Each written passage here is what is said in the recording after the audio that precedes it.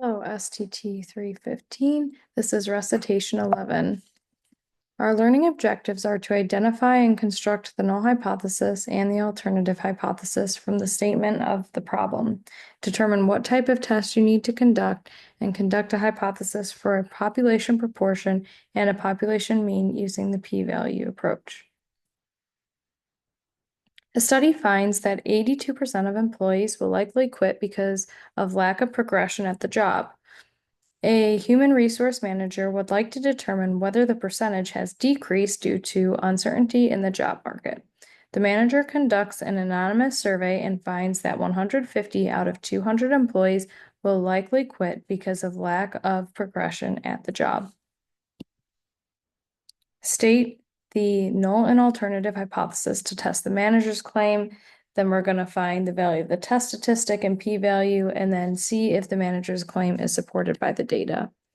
So the null and alternative hypothesis, so the HR manager wants to test if the proportion has decreased. So our null would be that there was no change, so p equals 0.82, where the alternative is if the proportion decreased. And remember, 0.82 is given to us. The study finds that 82% of employees will likely quit. So that's where we get the 0.82 from. So null is that there's no change, and alternative is that the proportion has decreased, because here we have that the HR manager would like to determine whether the percentage has decreased. What is the value of the test statistic? What is the p-value? So we're going to use a z-test for a proportion. And so our test statistic is going to be z, which uses standard error. So first let's find standard error. So that's going to be p naught, which this is what's in the hypotheses. So which is p equals 0.82. So that's going to be 0.82. And then 1 minus p naught. So 1 minus 0.82, which is 0.18, divided by the sample size, which was given to us, which is 200. And so that's 0.02716. That's the standard error. So our test statistic, z, is going to be p hat minus p naught over the standard error. So we just found the standard error. Our p hat is going to be 0.75. That's given, that's the proportion. And then we have our p naught that's given in the hypotheses. So here we would have, that's 0.82. That's what we get from here. So once you simplify, you get negative 2.577. And then we want to find the p-value for a left-tailed test. It's left-tailed because if we look at the alternative, it's p less than 0.82. And so that's going to be point. So you would get this from a z table or a normal table. So that would be 0.00495. And I'm not sure if I mentioned the p hat, the proportion, that's going to be 0.75. That's found here because we have the anonymous survey finds that we have 150 out of 200 employees. So that's our p hat value. 150 divided by 200 is 0.75. So then we want to know at significance level 0.05, is the manager's claim supported by the data? So we found the p-value, which is less than 0.05, which is our significance level. So we have, because our p level is less than our alpha, we're going to reject the null. So because we reject the null, that means that we would agree with the alternative, which is that the proportion has decreased, right? If we're rejecting this, then we're going with the alternative. And so therefore the manager's claim is supported by the data, and there's statistically significant evidence at the 5% level to conclude that the proportion of employees likely to quit because of lack of progression has decreased. The manager of a small convenience store does not want her customers standing in line for too long prior to a purchase. In particular, she is willing to hire an employee for another cash register if the average wait time of the customers is more than 5 minutes. She randomly observes the wait time in minutes for 20 customers and calculates a mean and standard deviation of 6.5 and 2.2 respectively.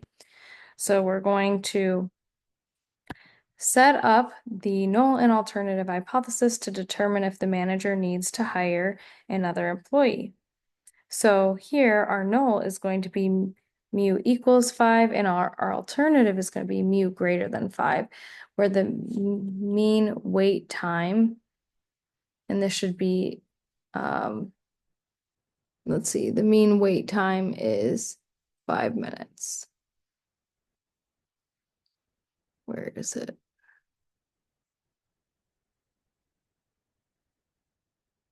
Where's the 5 minutes?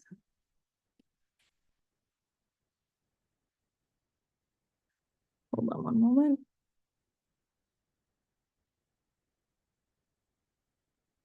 Oh, yeah, sorry, it's right here. Okay, so that's where we get those values. And it should be wait time as in WAIT, not I accidentally spelled the wrong wait. Okay, so it should be WAIT. All right, calculate the value of the test statistic and the p-value. So what assumption regarding the population is necessary to implement this step? So here, our n equals 20, and that's small, and also the population standard deviation is unknown, so that's going to imply that we're going to use a t-statistic and use the t-test.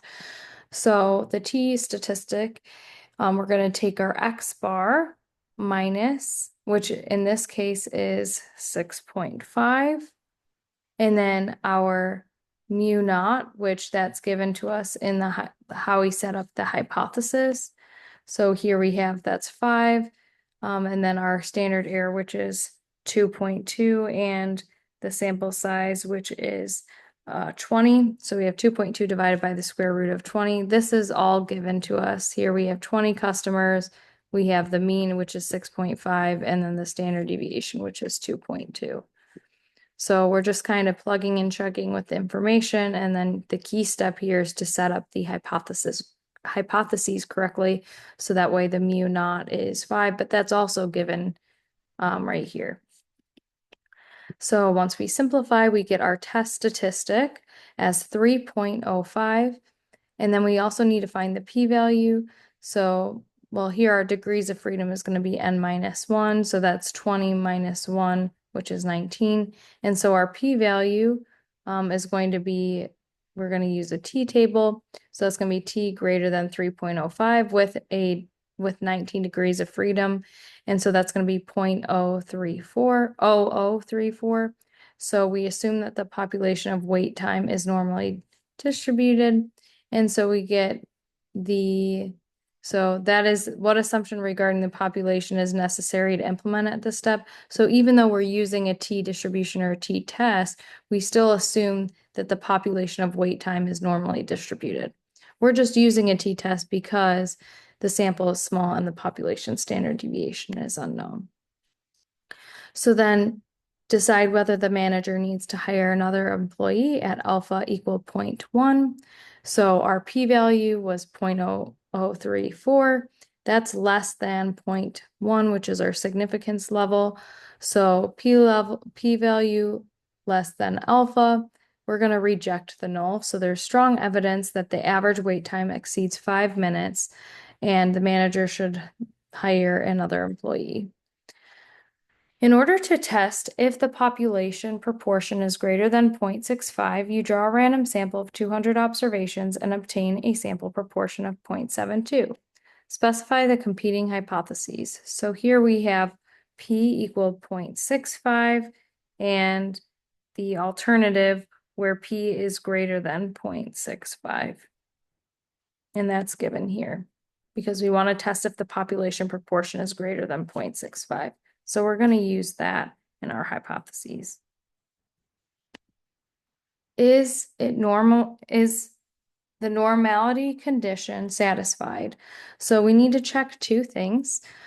So normal approximation is valid if we have n times p naught, if that's greater than or equal to 10, and if n times 1 minus p naught is greater than or equal to 10. So here, our p naught, we're going to refer to our hypotheses, which is 0.65, and our sample size is given right here. There's 200 observations.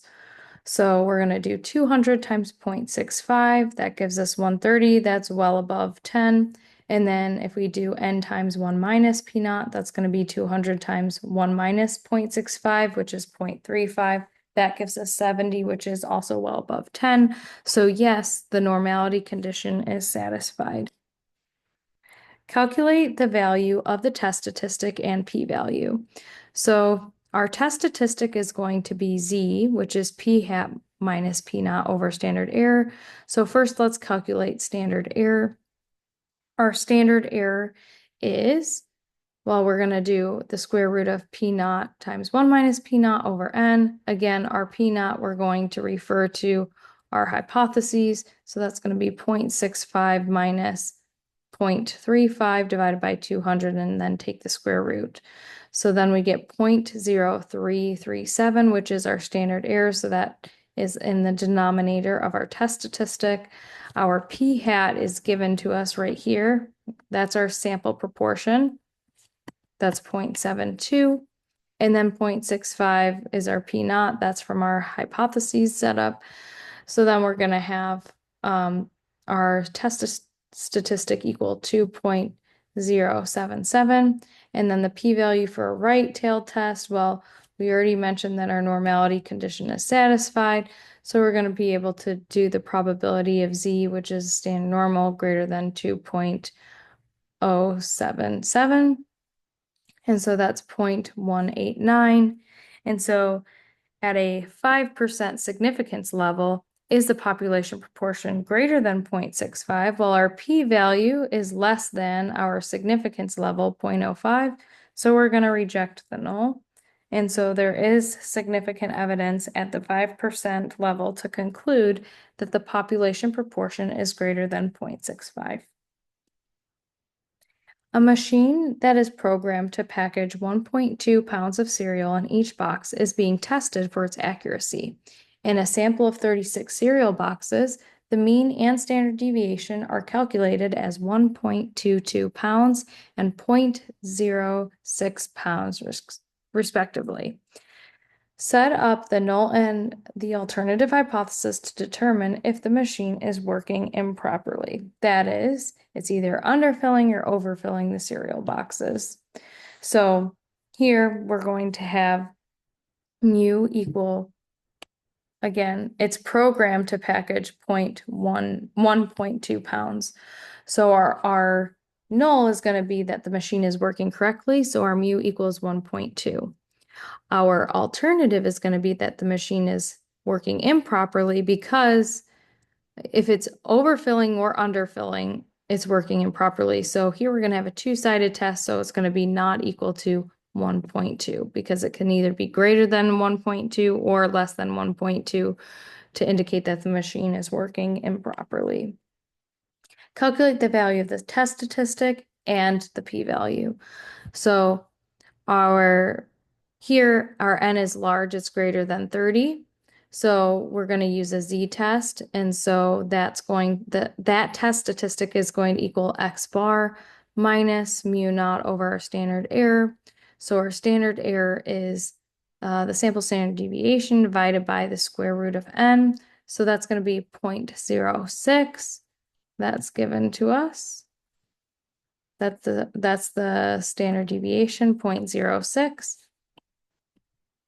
Divided by the square root of our sample size, which is 36, that's 0.01. That's our standard error. That's in the denominator of our test statistic. And then X bar is also given to us. That's 1.22. That's the mean. And our mu naught, we refer to our hypotheses, that's 1.2.